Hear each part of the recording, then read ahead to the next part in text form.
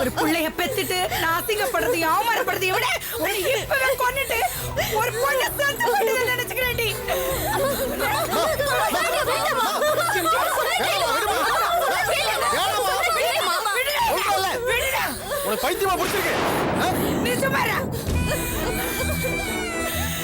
ரெண்டு நாளைக்கு முன்னாடி கூட என் பொண்ணுங்கள்லாம் தங்கன்னு நான் எவ்வளவு பெருமையா சொன்னேனே. இப்ப இப்படி ஒரு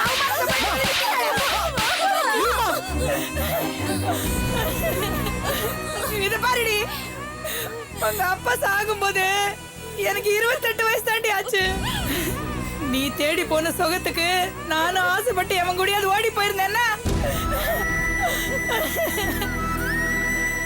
நீங்க எல்லாம் பிச்சை தாண்டி எடுத்திருந்திருக்கணும்.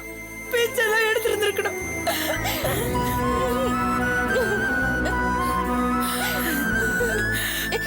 உங்க மேல எல்லாம் வச்சிருக்கிற நம்பிக்கையில தானே நான் இத்தனை நாளும் உசுர வச்சுக்கிட்டு இருக்கேன்.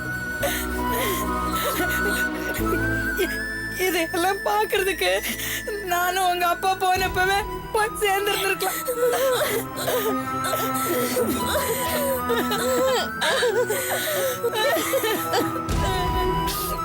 கல்யாணம் கல்யாணம் இனிமே இந்த கடை கன்றாவி எதுவுமே வேணாண்டா.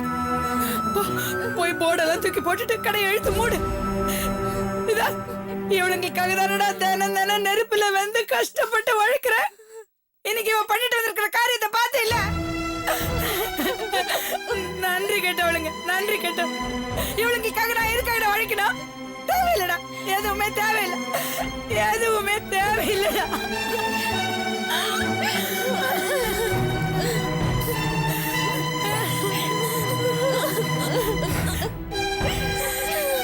ஏமா இப்படி பண்ண? இத்தனை வயசாயும் அக்காவுக்கே இவங்களால கல்யாணம் பண்ணி வைக்க முடியலையே. நமக்கு எங்க இருந்து பண்ணிட போறாங்கன்னு நினைச்சுதான் இப்படி ஒருத்தரோடு ஓடி போயிட்டியா?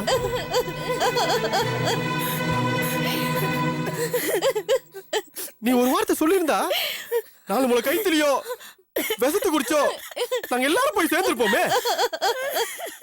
அதுக்கப்புறம் நீ நிம்மதியா ஓடி இருக்கலாமா? நாங்க யாரும் உன்னை தேடி இருக்கோம். அண்ணா, இனிமே நான் அந்த மாதிரி தப்பு பண்ண மாட்டேன்னு என்ன மன்னிச்சிருன்னு. உன்னை அம்மாவையும் விட்டுட்டு இனிமே நான் எங்கேயும் போக மாட்டேன்னு என்ன மன்னிச்சிருன்னு. அம்மா அம்மா அம்மா என்ன மன்னிச்சிருமா.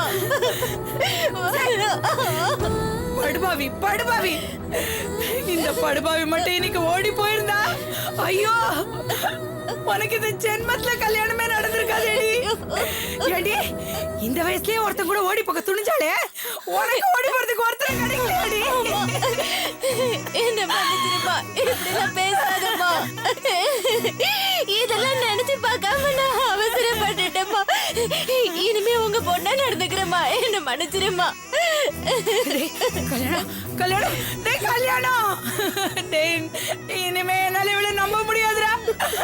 நம்ம பெரிய நாய்க்கு நொண்டியோ மோடமோ உடனே ஒரு மாப்பிள்ளைய பார்த்து அவளை கல்யாணம் பண்ணி கொடுத்துடா. கல்யாணம் பண்ணி கொடுக்கிற வழிய பாருடா.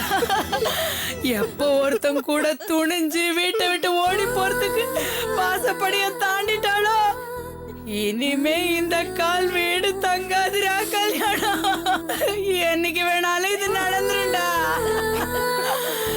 இனிமே அவன் நிக்க மாட்டாடா. ஐயோ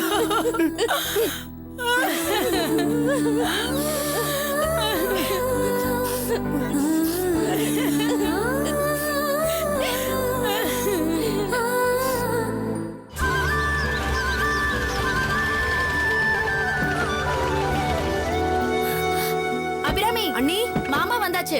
ஆர்த்தி தட்டை எடுத்துட்டு வா. வரேன். அப்பா வாங்க.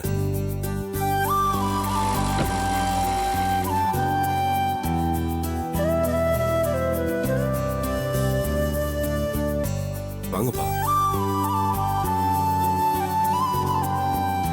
அப்பா ஒரு நிமிஷம். அண்ணி என்னம்மா இதெல்லாம்? அப்பா ஒரு நிமிஷம்ப்பா, உங்களுக்கு ஆரத்தி எடுக்கணும். சரி.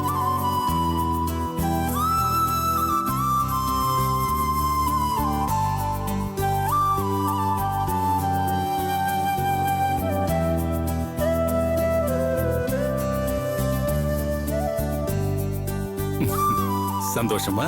ம்.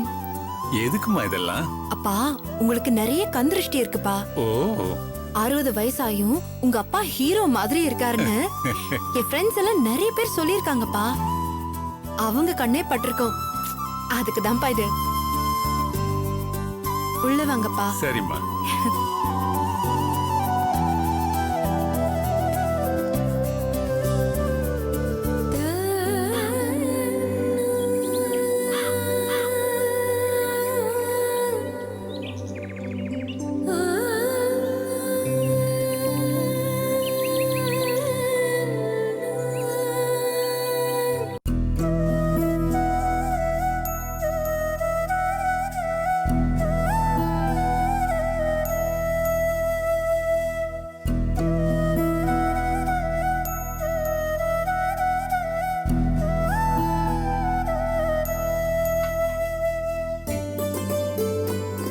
உட்காருங்கப்பா.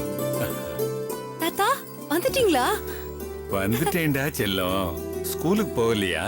நான் தான் மாமா நீங்க டிஸ்சார்ஜ் ஆகி வருவீங்கன்னு லீவ் போட சொன்னேன். அப்படியா? அப்பா நான் போய் குடிக்க ஏதாவது எடுத்துட்டு வரேன். வேணாம்மா வேணாம்மா. சரி சந்தியா எங்க? அவ உங்களை ஹாஸ்பிட்டல்ல வந்து பார்த்துட்டு அப்படியே சென்னைக்கு கிளம்பிட்டாப்பா. அப்பா வீட்டுக்கு வந்துட்டாரான்னு கொஞ்ச நேரத்துக்கு முன்னாடிதான் ஹாஸ்டல்ல இருந்து ஃபோன் பண்ணி விசாரிச்சேன். அப்படியா? சரி நான் அவளுக்கு நைட் ஃபோன் பண்ணி பேசுறேம்மா. அப்பா ம் ஒரு 10 நாளைக்காவது ஆபீஸ்க்கு லீவ் போட்டு வீட்ல இருந்து ரெஸ்ட் எடுக்கணும் என்ன?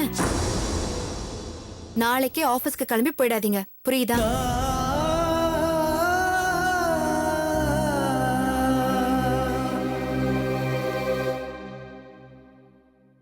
என்னப்பா என்னாச்சு? இனிமே நான் வேலைக்கு போக வேண்டிய அவசியமே இல்லம்மா. நானே போகணும்னு நினைச்சாலும் போக முடியாதும்மா. என்னங்க சொல்றீங்க? எனக்கு வேலை போயிடுச்சுமா.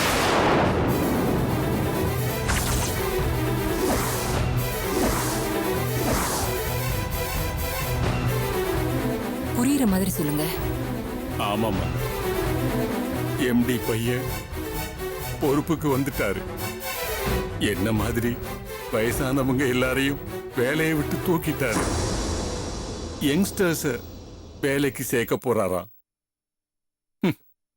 ஒரு நாள் அவருக்கும் வயசாகுங்கிறது மறந்துட்டு இப்படி எல்லாம் என்ன மாதிரி நிறைய பேரை வேலையை விட்டு தூக்கிட்டாருமா. அதான் மனசுக்கு ரொம்ப கஷ்டமா இருக்கு. வேலை தானங்க, போனா போயிட்டு போகுது. ஏற்கனவே நம்ம குடும்பத்துக்காக நீங்க நிறைய உழைச்சிட்டீங்க. நீங்க உழைச்சதெல்லாம் போதும். இன்னும் 2 வருஷம் உழைச்சிருந்தா அபிராமி கல்யாணத்துக்கு பணம் சேர்த்திருப்பேன். என்ன பண்றது, வேலைக்கு வர வேண்டாம்னு சொல்லிட்டாரே. இதுதான் உங்க பிரச்சனையா? அபிராமி கல்யாணத்தை கூட பிறந்த 2 அண்ணனுங்க பண்ணி வைக்க மாட்டாங்களா? அது அவங்களோட கடமை தானங்க. இதுக்கு நீங்க மனசை போட்டு குழப்பிட்டு இருக்கீங்க. வினோத், அப்பா இது பாருப்பா, உங்க அம்மா சொன்ன மாதிரி இனிமே நீயும் உன் தம்பியும் தான் இந்த குடும்பத்தோட பொறுப்பை ஏத்துக்கணும்பா. அபிராமியோட கல்யாணம், சந்தியாவோட கல்யாணம் எல்லாம் நீங்களே நல்லபடியா நடத்தி வைக்கணும். ம்? சார் வணக்கம் சார். அடே மனோகரா, வாப்பா வா. நம்ம பழைய முதலாளியோட பிஏ. வாப்பா மனோகர். என்ன சார் என்னப்பா? எப்படி சார் இருக்கீங்க? இப்ப பரவாயில்லப்பா, நல்லா இருக்கு. உங்களை பார்க்கறதுக்காக ஹாஸ்பிட்டல் போயிருந்தேன் சார். நீங்க டிஸ்சார்ஜ் ஆயிட்டதா சொன்னாங்க, அதான் இங்க வந்திருக்கேன். அப்படியா? வா உட்காருப்பா. இல்ல இருக்கட்டும் சார், நான் உடனே போகணும். சரி, பெரிய முதலாளி எப்படி இருக்காரு? பெரிய முதலாளி கனடா போயிருக்காரு சார். அவர் திரும்பி வரதுக்கு 6 மாசத்துக்கு மேல ஆகும். உங்களுக்கு உடம்பு சரியில்லைன்னு சொன்னோம், கேள்விப்பட்டு ரொம்ப வருத்தப்பட்டாரு. பெரிய முதலாளிக்கு என் மேல அன்பு ஜாஸ்தி. உங்களை வேலையிலிருந்து தூக்குறதுல ரொம்ப வருத்தப்பட்டாரு சார். இருந்தாலும் அவர் பையன் எடுத்த முடிவுல அவரால் தலையிட முடியலன்னு சொல்லிட்டாரு. பெரிய முதலாளி தான் என்ன அனுப்பி உங்களை விசாரிச்சு வர சொன்னாரு. சந்தோஷம்ப்பா. உங்களுக்கு செட்டில்மெண்ட் பணம் 7 லட்சம் ரூபாய் வர வேண்டியது இருக்கு. உங்க ஹாஸ்பிட்டல் பில்லையும் பெரிய முதலாளி ஏத்துக்கிறேன்னு சொல்லியிருக்காரு. எல்லாம் சேர்த்து உங்களுக்கு ரவுண்டா 8 லட்சம் ரூபாய் தர சொல்லியிருக்காரு. பெரிய முதலாளிக்கு பெரிய மனசுப்பா. அவருக்கு என் நன்றியை சொல்லிடுப்பா. நாளைக்கே செக் ரெடி ஆயிடும், நீங்க ஆபீஸ்ல வந்து வாங்கிக்கோங்க சார். ஆகட்டும்ப்பா. சரி, அப்ப நான் கிளம்புறேன் சார். ஆ, நல்லதுப்பா. சரி போயிட்டு சார், வா. வரேன். அப்பா வந்து ரெஸ்ட் எடுங்க. இப்பதானே வந்திருக்கேம்மா, அப்பா கொஞ்சம். டாக்டர் என்ன சொன்னார்? ரெஸ்ட் எடுக்கணும்னு சொன்னார்ல அண்ணி. சரிம்மா. வாங்க. பாத்துக்கோங்கப்பா.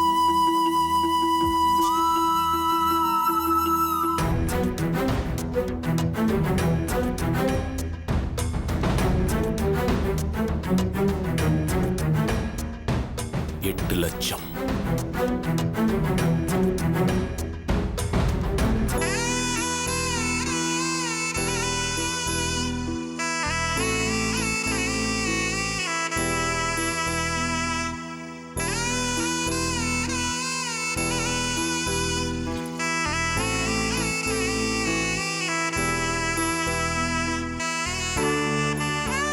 கொஞ்ச நேரம் தூங்கினா காய்ச்சல் விட்டுரும். அம்மா, சுகந்திக்கு காய்ச்சல் அதிகமா இருந்தா டாக்டர்கிட்ட கூட்டிட்டு போயிட்டு வந்தலாமா? ஆமாண்டா, டாக்டர்கிட்ட போயிட்டு வந்துடலாம்டா. வேணாம்மா, அதான் ஈர துணி போட்டு கஷாயம் கொடுத்துருக்கலம்மா, சரியா போயிடுமா? ரொம்ப வலிக்குதா? அம்மா, பால் சாதம் கொஞ்சம் பிசைஞ்சு எடுத்துட்டு வந்திருக்கேன், இதை கொடு. சரி எந்திரி, ஒரு வாய் சாப்பிடு. எனக்கு வேண்டாம்மா. சொல்ற பேச்சு கேளு. வா எந்திரி. எழுப்பு. மெதுவா வா, மெதுவா மெதுவா. உக்கார். குடு, கொஞ்சம் தண்ணி குடு.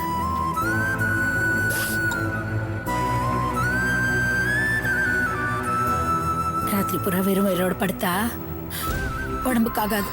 ஒரு வாய் சாப்பிடு. வாய் தர.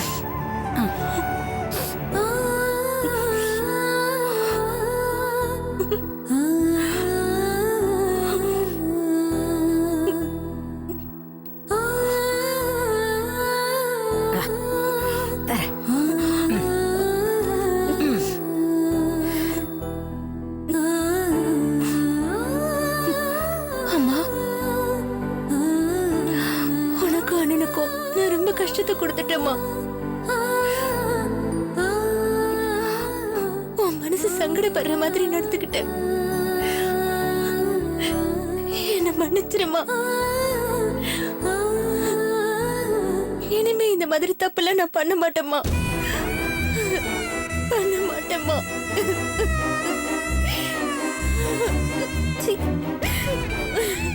அசடு. எனக்கு தெரியும்டி, என் பிள்ளைங்க யாருமே தப்பானவங்க இல்லைன்னு. இதோ இவ பிறந்த கொஞ்ச நாள்லயே உங்க அப்பா இறந்து போயிட்டார். இவ தவழ்ந்து தவழ்ந்து நெருப்பு கிட்ட போயிடுவா. இவளை தூக்கி இடுப்புல வச்சுக்கிட்டு இந்த கையால தாண்டி மத்தவங்களுக்கு சமைச்சு போட்டு உங்களை எல்லாம் காப்பாத்திருக்கேன். அப்படி இப்படி பொத்தி பொத்தி உங்களை எல்லாம் வளர்த்துருக்கேன். என் வளர்ப்பு எப்படி தப்பா போகும்?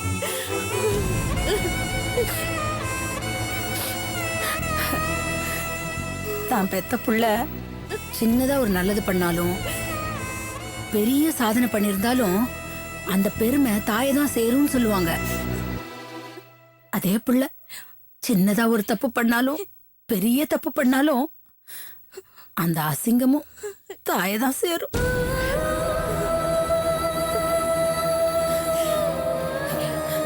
பொதுவா சொல்லுவாங்க, ஒரு கையில இருக்கிற 5 விரலும் ஒன்னா இருக்காது,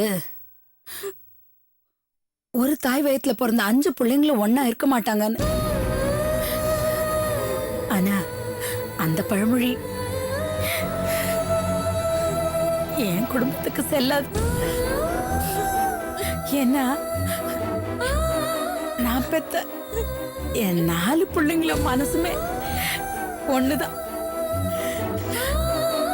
கறந்த பாலை விட சுத்தமானது.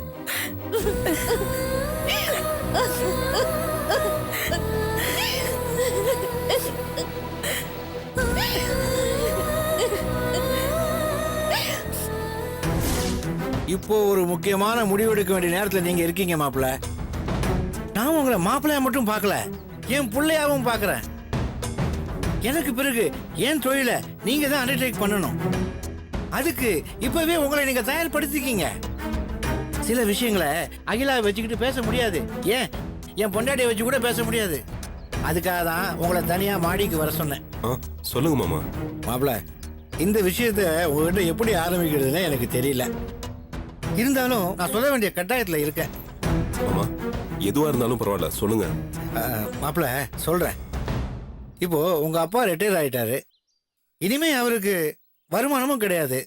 நீங்க தொடர்ந்து அந்த வீட்லயே ஒன்னா இருந்தா எல்லா பாரமும் உங்க தலையிலே வந்து விழுந்துரும். அது உங்க எதிர்காலத்தையே பாதிக்கும் மாப்பிள்ள. நீங்க சொல்றது உண்மைதான் மாமா, எனக்கு புரியுது. ஆனா உங்க பொண்ணு அகிலா தான் குடும்பம் எல்லாம் ஒன்னா இருக்கணும் அது இதுன்னு சொல்லிட்டு இருக்கா. அவளுக்கு எப்படி சொல்லி புரிய வைக்கிறதுனே தெரியல மாமா. மாப்பிள்ள, அகிலாவை எப்படி சமாளிக்கணும்ன்றது எனக்கு தெரியும். இப்போ எதுக்கு உங்களை இங்க வர சொல்லியிருக்கேன்னா, சொல்லுங்க மாமா. மாப்பிள்ள, எனக்கு சொந்தமான இடம் ஒண்ணு இருக்கு. அந்த இடத்த உங்க பேருக்கு மாத்தி கொடுத்துட்றேன். அதுல கூடிய சீக்கிரமா ஒரு வீடை கட்டிட்டு அங்க கொடுத்துட்டு வந்துருங்க. அதுதான் உங்களுக்கு நல்லது. கூட்டமா கூடி கும்மி அடிச்சிட்டு இருந்தா வாழ்க்கையில எதையும் சாதிக்க முடியாது மாப்பிள்ள. நமக்குன்னு ஒரு இண்டிவிஜுவாலிட்டி வேணும். யோசிக்காம முதல்ல வீடை கட்டுற வழியை பாருங்க. மாமா இடம் கொடுக்கறேன்னு சொல்றீங்க, ரொம்ப சந்தோஷம் மாமா. ஆனா உடனே வீடு கட்ட முடியுமான்னு தெரியல. மொத்த பணமும் கையில வச்சுக்கிட்டு வீடு கட்டினாதான் சரியா இருக்கும். வீட்டு வேலை பாதியில நின்ட்டா ரொம்ப மன உளைச்சல் ஆயிடும் மாமா. எல்லாத்துக்கும் ஒரு வழி இருக்கு மாப்பிள்ள. அந்த பணத்தை என்னால கூட கொடுக்க முடியும், ஆனா நான் கொடுக்க மாட்டேன். ஏன் தெரியுமா? நீங்களா கட்டினாதான் நம்மளா கட்டி முன்னுக்கு வந்தோன்ற சந்தோஷம் உங்களுக்கு இருக்கும். அந்த சந்தோஷம் தான் எனக்கு வேணும். இப்போ உங்க அப்பாவுக்கு செட்டில்மெண்ட் பணம் மொத்தமா வரப்போகுது இல்ல? ஆமா மாமா. அந்த பணத்தை அவர் வச்சுக்கிட்டு என்ன பண்ண போறாரு? அந்த பணத்தை நீங்க கேட்டு வாங்குங்க.